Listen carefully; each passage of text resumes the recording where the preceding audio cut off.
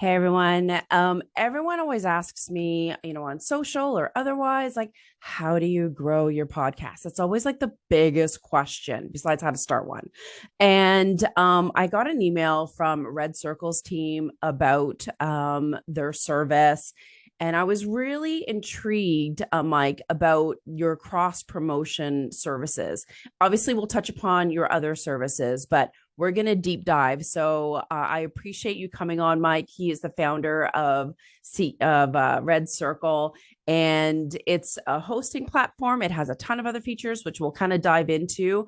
But I want to make sure that the listeners are getting some great actionable tips to learn how to grow their network. So what I do want to touch upon briefly, kind of like what RedCircle is and why you decided to bring that cross promotion aspect into it. Yeah, sounds great. Thanks for having me. RedCircle is a podcast hosting company, and we do hosting, but that's not our main focus. We find hosting is kind of the base level thing that you need to do anything interesting in podcasting. Yep. And so what we do is layer stuff on top of that. And some of the unique things that we have are a fully automated advertising marketplace, which we can talk about, but also and a listener payments platform similar to, say, Patreon, all integrated into your hosting. And then in addition to that, a cross promotions platform that lets you find other podcasts that are hosting on RedCircle, and in a very streamlined fashion, partner up with them to exchange cross promotional clips without having to do all the little audio editing and 900 emails back and forth yourself. The platform can coordinate the process and do the dynamic insertion of the ads and take them out when the campaign is done. I love that. And to me, it's like, there are so many services out there, and have to sign up for like a bazillion and learn them all. It's enough to make your head spin. So for you to like kind of layer all those services, that's really smart. Thanks. Yeah. I mean, what we realized is that a lot of the friction and complexity that comes out of either running a podcast business or having a podcast of your own comes from the fact that most of the exchanges and the commerce and the communication that happens between podcasters and advertisers and audience and any direction between those three groups, they're all happening offline through email or social media and all these places. And so getting a promotion swap done or an ad deal done, this usually requires a dozen emails and a bunch of spreadsheets and some audio splicing and all that stuff. And you're coming into your hosting platform every week to upload your podcast anyway. You're looking at your analytics there, maybe more often, depending on your level of vanity. And, we figured, why don't we just put features in here where you are already to help speed the process. And then in the case of a promotional ad, for a cross promotion, the ability for us to actually see the data about how big shows are, the ability to see the data about which audiences are moving around from one podcast to another, and the ability for us to seamlessly, dynamically insert the ads themselves can really take the friction down and give podcasters the data they need to make a promo swap that really that moves the needle for their audience, for growing their audience. For sure. And to me, it's like, to reach out to someone like willy-nilly, God knows who, it's if you always have your barrier up, right? Whether it's social or email, but it feels like when you're connecting with someone within a platform, I don't know, it just like drops that barrier, and it kind of feels like it's someone that you already trust. It may not make sense, but that's my mindset. Yeah, you don't have to trust them. I mean, you can trust us. So that's one of the advantages, because we are the hosting company that is serving these podcast episodes to Apple and Spotify and everywhere else. We know, this show gets 1,000 downloads, or this show gets 500 downloads, or whatever the number is. And so we actually only let you cross promote in the platform with podcasts not exactly the same size, but of a similar size, either a little bit bigger, a little bit smaller, or the same size. And that way, you're not trusting that the person on the other end says, hey, we have 10,000 listeners. This is going to be worth your time to do a swap with us. We have the hard data and are making sure that you can trust us that the audience sizes are accurate, at least. That's a great point. So let's dive into the nitty gritty. I mean, I know there's like podcast swaps, like if you have a podcast, Mike, if you had me on and vice versa, that to me is like a form of kind of cross promoting and working together in a collaborative form. So share with me what you mean by cross promotion and sort of like what that means within your platform as well. Yeah, I mean, there's lots of different ways to do it.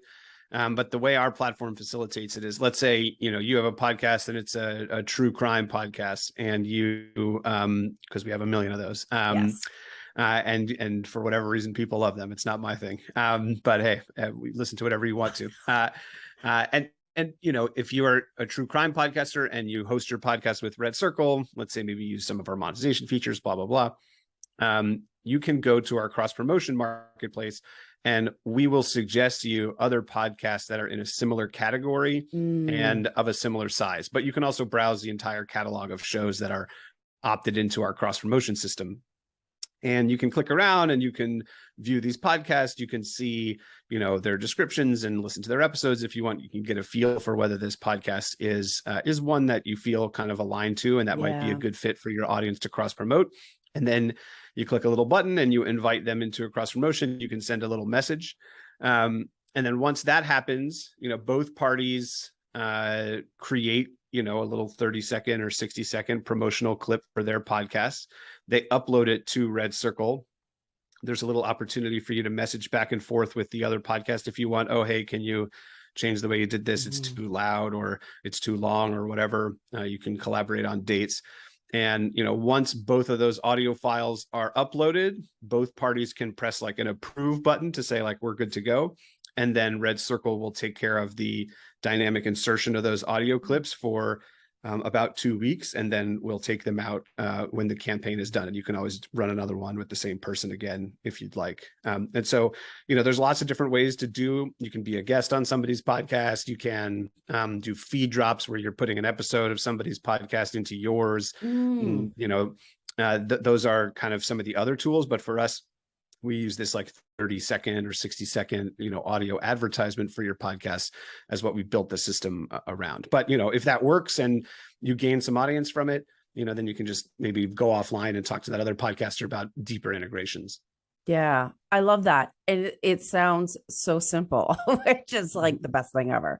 So who would you say this is right for? It's like, do you need, I have too many thoughts in my head.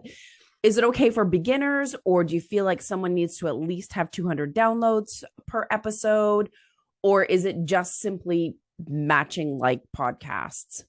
Yeah, we'll help you find podcasts that are of a similar size. So if you're a brand new beginner, there'll be a bunch of other beginners there for you to do something like this with, which might be a nice place to have a low risk way to try it out. If you're a little bit bigger, then you'll have a choice to work with podcasters that are a little bit bigger. I think the only reason that it might not make sense if you're a beginner to invest in cross promotion is that, you might be able to convince somebody to come and take a listen to your podcast through a promotion like this. But if your podcast isn't very good yet, then, maybe they won't stick around and keep listening. Right. So, most of the time, I think focusing on growth probably makes sense once you feel like you have your content in a place where it's going to retain listeners who show up. People come to us, just like you said, people always are asking you, how do I grow my audience? And there are lots of tools and techniques that you can do to work on that. But in the end of the day, the number one thing you can do to grow your audience is to produce really high quality content that people want to listen to and eventually tell their friends about. And so, as much as we can help, bring you to new audiences, you need to make sure the content that you have is compelling and that people want to stick around and keep listening. Otherwise, maybe they'll show up for a second and then disappear. That's a valid point. And I will add on to that is to have podcast episodes that are consistent. And you're right. It's like, the first 5 episodes that you push out, they're inevitably not going to be your best work. It's just, you have to just deal with that. And you do get better with time, and you tweak things. You tweak your intro, you tweak your interview style, or whatever it may be. It's a living, breathing, growing thing. That's for sure. Yeah. I mean, when I go back and listen to my, or read my high school essays, they sound terrible, but over the years I got a lot better. And that's true in podcasting too. You got to show up, you got to keep working at it, you got to get better at it. You may be a fun, dinner table conversationalist, but that may not be the right technique for a podcast interview. And so the only way to get better at it is to do interviews and learn how to do them well. Yeah, absolutely.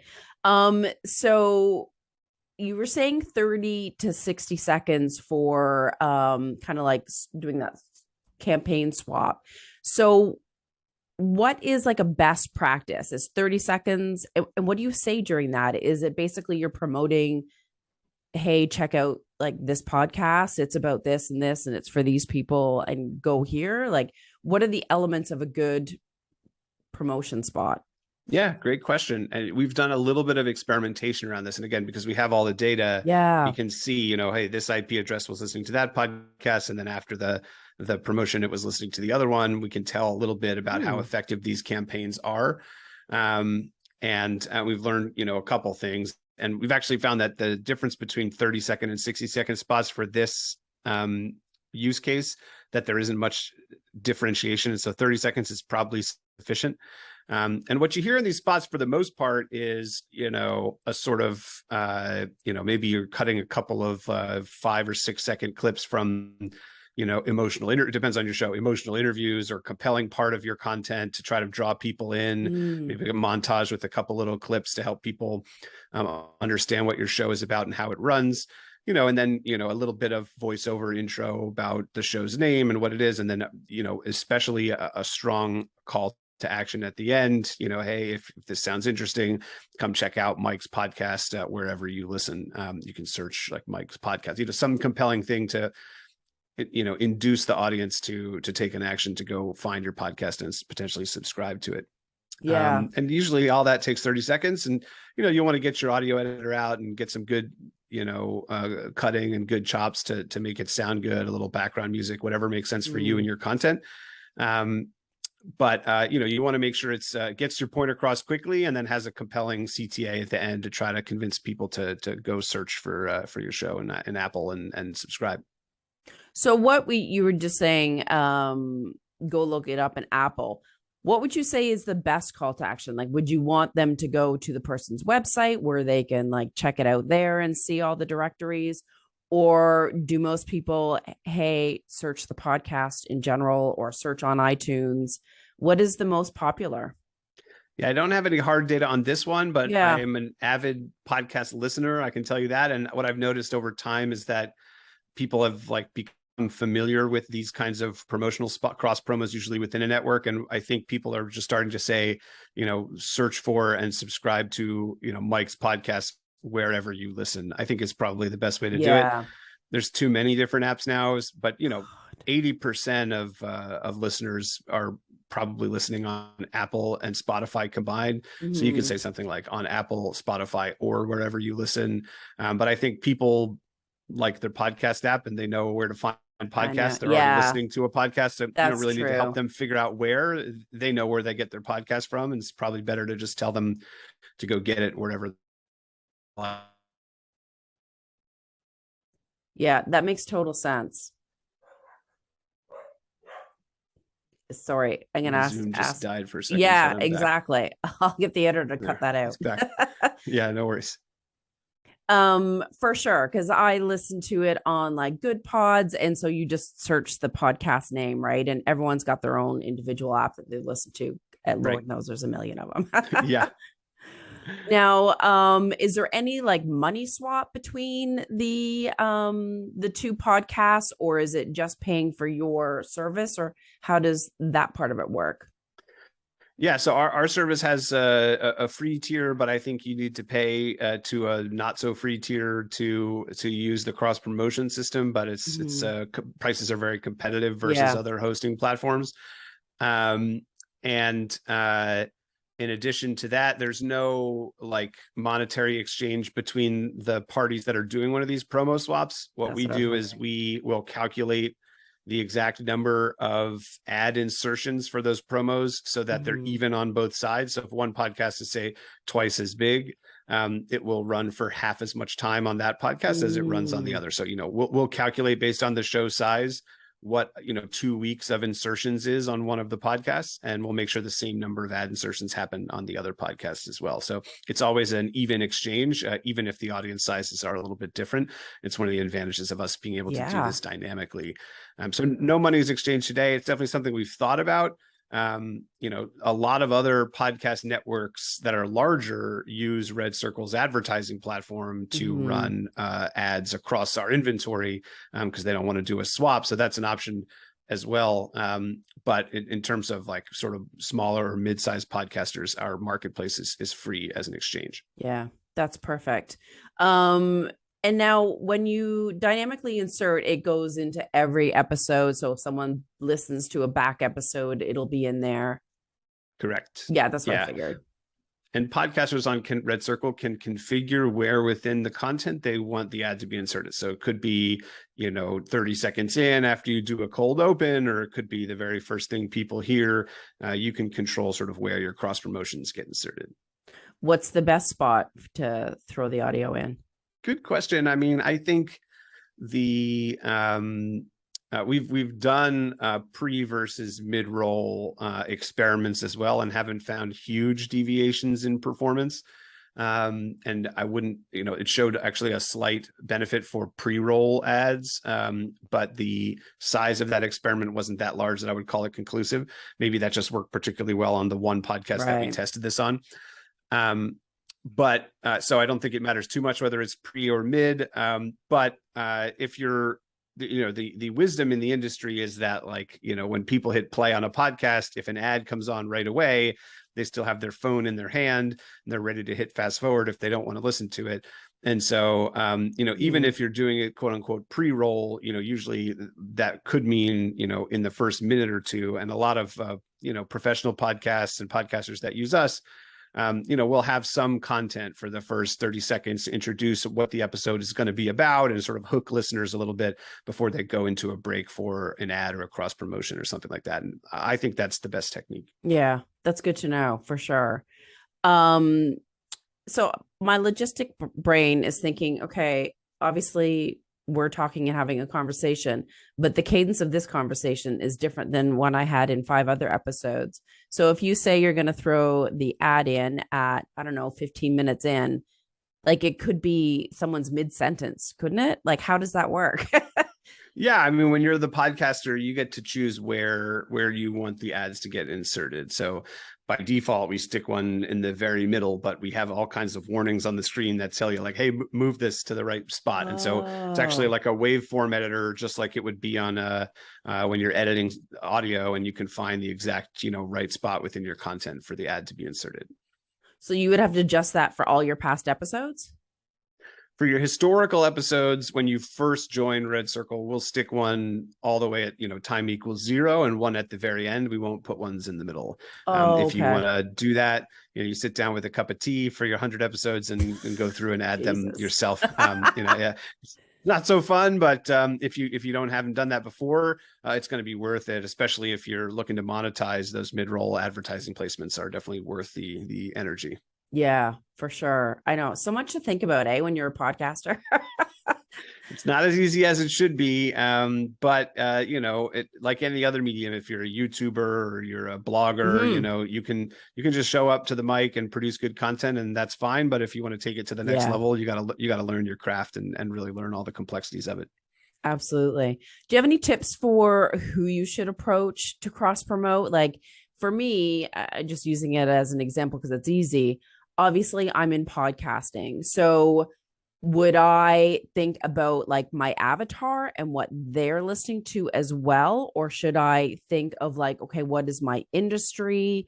Or because there's, like, not a bazillion podcasts about podcasting, right? So, but my avatar may listen to podcasts about marketing or podcasts about growing a business, or, like, there's so many different ways you can go. Totally. I mean, you definitely, one of the things we do know from experimentation is that the alignment between your show's audience, its interests, and the audience of the target podcast that you're trying to cross promote with is the most important thing in driving the success of the cross promotion. And that just makes intuitive sense. If you are a show about conservative politics and you're running on something of a complete different type of politics, then you're not going to draw a bunch of people over, right? Or if you're a show about true crime, that doesn't fit super well with, like, I don't know, sports, because true crime tends to be more female leaning and sports tend to be more male leaning. So you definitely want to find other shows where you think the audience is similar. That's definitely the thing that will drive the highest performance of these promotions and drive real growth for you. But, you also, people can sometimes be a little bit sensitive if the shows are sort of competitive, right? If your show is exactly the same as another show and you cover the exact same topics, sometimes shows can be collaborative and sometimes it can be competitive. And so there's a little bit of ego stuff that happens in these in these situations. But very little harm in emailing someone to ask if they're interested. If they want to be rude or not do it, next email. But you're absolutely right that you want to think really hard about who you're chasing. If you go after a promotion on a podcast that's too different from yours, you could put in a bunch of time and energy into doing it well, but not actually see, much in terms of results. Yeah, for sure. A bit of thought process that goes into it. And are there any like best practices or mistakes that people make when they're reaching out to another person? Like, is there a certain script that we should be saying when we're reaching out, or just, hey, your podcast seems aligned with mine, do you want to do a cross promotion? Yeah, I mean, I think as long as you're authentic and you make it seem like this isn't just some generalized spam, I think people will be responsive.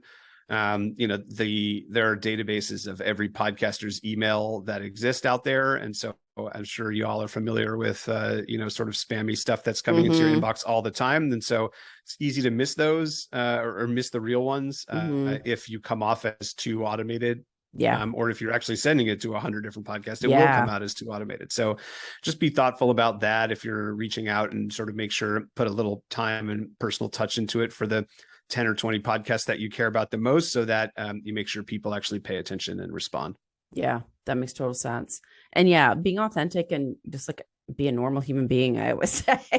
Just be a regular Joe person, would you? So I know you gather like stats and you can see the other shows and what their downloads are and like if they're on par with yours, kind of a thing.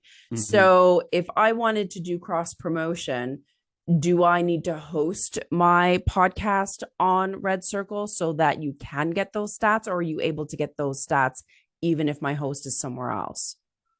Yeah, so to use our like automated cross promotion system, you'll have to be hosted on RedCircle. Yeah, and the only other podcasts that you can use that automated ones with are other podcasts that are hosted on RedCircle. Okay. The good news is there's quite a few of those. Yeah. The bad news is that could take a little bit of energy and effort to switch over. The other good news, like I said, it's either free or competitively priced. People are sometimes a little bit reticent to move between podcast hosts because their analytics kind of get reset, and there's like some emotional connection that people have. Yeah, I've done 10,000 total downloads and I want to see that number continue to go up. So much so actually that we actually have a feature where if you want to tell us how many downloads you had before, like in total from your previous host, we'll get that added on our end, so you can keep your running total going. But other than that, the friction and risk of moving between hosts, if you even just know a little bit about what you're doing, is not as complicated or as scary as it seems. Our whole business is focused on not so much people launching new podcasts, but of podcasts that sort of graduate to a platform like ours. And so we move people onto RedCircle every day. Yeah. I like how you said that, graduate, because you always start somewhere, but then you see other features and you're like, ooh, that was good to me. Yeah, I mean, we tend to not have, I'm not supposed to say this because I'm the CEO of the company. I'm supposed to promote every single thing that's amazing about the company. We have one or two small features that we don't have that you might find on another podcast hosting company. And, what we found in practice is that the podcasters that have growing audiences and that care about the quality of their work and are looking to monetize or to grow, usually the small little feature that doesn't matter that much is not what they care about. They care about, can we actually succeed in growing? Can we get the analytics that we need to understand that? Can we make money on this thing, either through advertising or listener payments or by, as a content marketing play to get people to my website? those sorts of folks, I think, graduate from the beginner sites to a distribution tool like ours that's a little bit more focused and provides tools for growth and monetization. Yeah. And I love how yours has obviously the basic hosting, but you also have the cross promotion for those kind of like mid-range podcasts. And then as you grow and you are able to take advantage of like monetizing on a bigger level, there's the advertising platform, which is really nice to have it all in one. So I don't want to do your company an injustice. So can you kind of go through what services you have again, just so that everyone understands? Yeah, sure. So we have regular hosting, and if you have one show and you don't want to use any of the other fancy stuff, it's free. So that part is compelling on its own for a lot of folks. Maybe even you just have one old dead show and you don't want to pay $10 a month for it anymore, and you just want to park it somewhere where a great place for that to happen. The dirty secret in podcasting for hosting companies is that the main cost we have is bandwidth, which means like larger shows that do a lot of downloads, and the shows that have 5-hour episodes that do 1 million downloads a month, those are the ones that cost all the money. And somebody with a couple dozen listeners that doesn't get very much traffic, costs essentially zero. And so we don't try to create a cost by charging for that. And then, once you grow, then we start offering other services. So a couple of key things that we have in some of our paid plans. So first of all, we have just generic dynamic insertion tools. So forgetting about all of our automation for cross promotion and ads, if you just want to run your own, let's say you just wrote a book and you want to put an ad for your book across your whole back catalog, we have all the tools that let you do that with your own audio as well. And you can get super creative in there. There's folks that have like choose your own adventure things going on. I don't even know how to describe. So you can get pretty complicated and pretty wild there.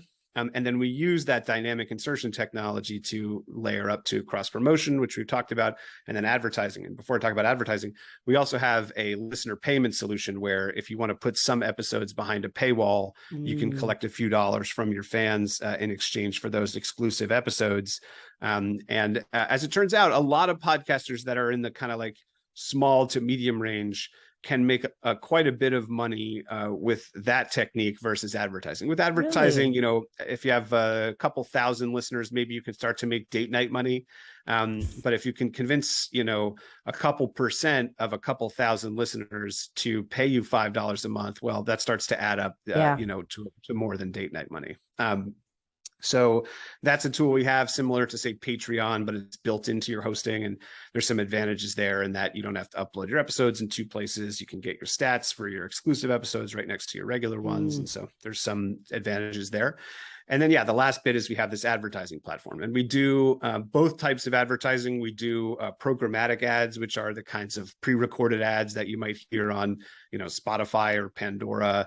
Those you just kind of turn on. You can tell us like, I don't want political ads, or I don't want pharmaceutical ads, or whatever things you're uncomfortable with. And then we just sort of take care of the rest, and the ads flow into your content, and you don't, each individual listener is getting a unique version of the episode. So they might not, if you download it today and then download it tomorrow, you might hear different ads from different brands. And that's nice for the podcaster because you don't have to do any work. You just turn it on and it will pay you a check every month. And that's kind of that. On the other hand, though, you don't have total control over which advertisers are running on your podcast. You can X out these categories, but that's it.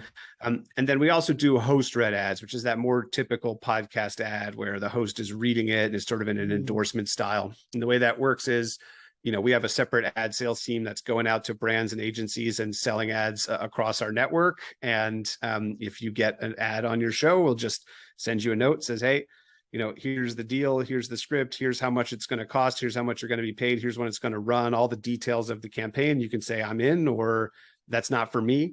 If you don't want to do an ad for CBD or whatever thing is controversial, that you don't have to do it. And you record the ad, you upload just the ad to RedCircle. And again, we take care of the dynamic insertion of that ad, providing data back to the advertiser, and then taking the ad out when the campaign's complete and putting the money in your bank account when the invoice gets paid. Sweet. That sounds like insanely easy.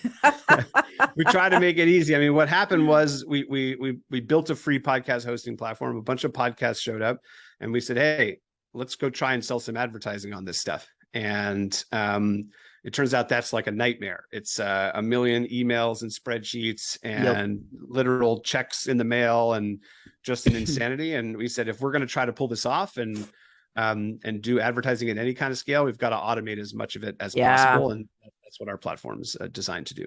Nicely done. And of course, the best question is, where can people find RedCircle and sign up? Yeah, it's easy. You just go to redcircle.com. RedCircle, by the way, is a very gentle allusion to the record icon. People don't sort of pick that up. It's like a little red I was just going to ask you that. Yeah, we've had people ask if it's like a communist. It's like all kinds of people trying to figure out what it means, but it's just the record symbol. You can go to redcircle.com. You can find us on social media. Those are places to find us. And like I said, it's free. You can sign up and create a dummy podcast just to play around and see what we have. And there's a free trial if you want to play with some of the higher level features. Yeah. Awesome. Well, I appreciate your help with understanding cross promotion. I love hearing new opportunities that podcasters have, especially for those that are, they've been doing it for a year, but they're not like, John Lee Dumas clear. Like, it's hard to get to that level. So it's like, you feel like you don't have those opportunities to kind of like grow your podcast at a higher level. So, so glad I found you. Yeah, I'm glad to discuss it. And yeah, that's really what it's all about, is that you got to put in the time and energy to become a JLD. It takes energy to get there, and it takes skills that only get built through experience and through putting time and energy into the craft. So you got to keep going. That's the only way to do it. Absolutely. Awesome. Thank you so much, Mike. Yeah, thanks a lot. All right. See you guys. Bye-bye.